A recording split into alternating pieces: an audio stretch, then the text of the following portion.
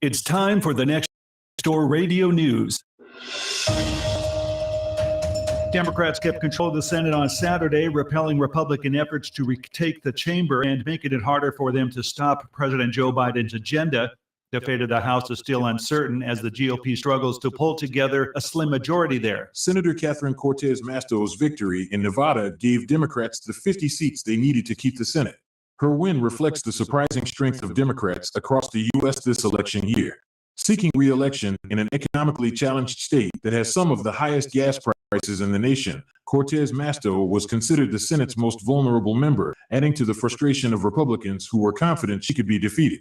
Davis Richards reporting. FTX was engulfed in more chaos on Saturday when the crypto exchange said it has detected unauthorized access, and analysts say hundreds of millions of dollars of assets have been moved from the platform in suspicious circumstances. FTX filed for bankruptcy on Friday, one of the highest-profile crypto blowups, after traders rushed to withdraw $6 billion from the platform in just 72 hours, and rival exchange Binance abandoned a proposed rescue deal. Roger Cantor reporting.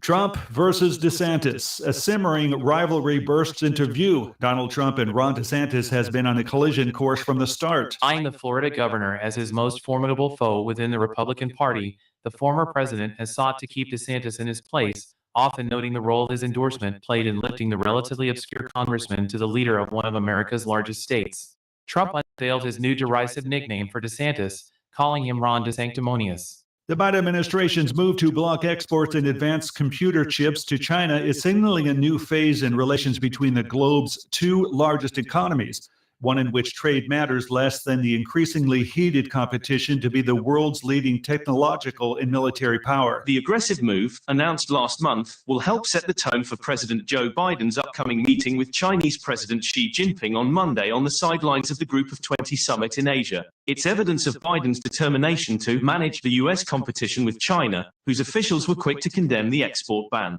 Harry Michaels reporting. This is the latest news headlines. Brittany Griner, the WNBA star held hostage by Russia, has been transferred to a prison camp somewhere in the country, according to her lawyers. It's still unknown which camp Griner has been moved to, but testimonies from prisoners, including Americans, describe grim conditions she's likely to face there.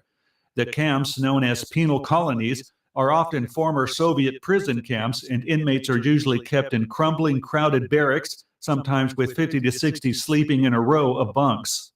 A collision occurred at a World War II air show in Dallas on Saturday, authorities said. The crash occurred at the event Wings Over Dallas at the Dallas Executive Airport, which was holding flying demonstrations of World War II fighter planes. A Boeing B-17 Flying Fortress and a Bell P-63 King Cobra collided and crashed around 1:20 p.m. local time, according to the Federal Aviation Administration. There is a broader uptick in freelancing. A McKinsey survey estimates that 36% employed respondents, or 58 million Americans, identify as independent workers, up from 27% in 2016. This is because people need ways to supplement their income. U.S. consumer prices rose 7.7% in the year through October, and prices have recently risen more than they have in 4 decades. Some members of shared economy are seeing a resurgence in the side hustle as inflation takes bites out of Americans' wallets. There is no sugarcoating it. This is a terrible time to buy a home. Mortgage rates for a 30-year fixed-rate loan are now hovering above 7%, more than 4 percentage points higher than a year ago. That has slashed a typical buyer's purchasing power by 14%, according to Black Knight, a mortgage data company. With fewer people able or interested in buying a home, home sales have fallen. Just 16% of people say it's now a good time to buy a home, a record low, according to a monthly survey conducted by Fannie Mae in October. And that's the latest news headlines. I'm Alan Edwards. You're tuned in to Next Door Radio on nextdoorradio.com. Thank you so much for letting us be a part of your family. Enjoy a great mix of 70s, 80s, classic rock, and some beach music right here on Next Door Radio. Also, all you have to do, say, Alexa, enable nextdoorradio.com. The Strong National Museum of Play in New York announced the 2022 inductees into the National Toy Hall of Fame are Masters of the Universe, Lite-Brite, and The Top.